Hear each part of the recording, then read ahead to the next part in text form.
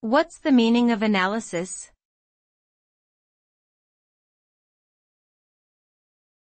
Analysis.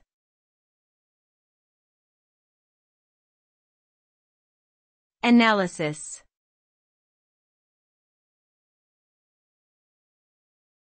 Analysis.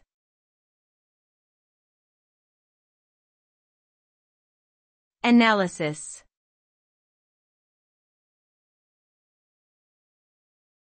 Analysis.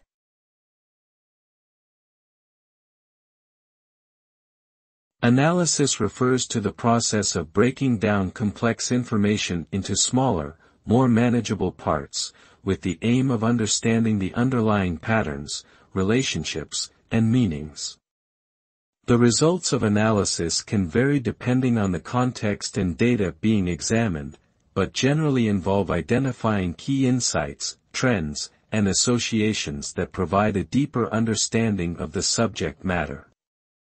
Effective analysis requires critical thinking, attention to detail, and a willingness to consider multiple perspectives and sources of information.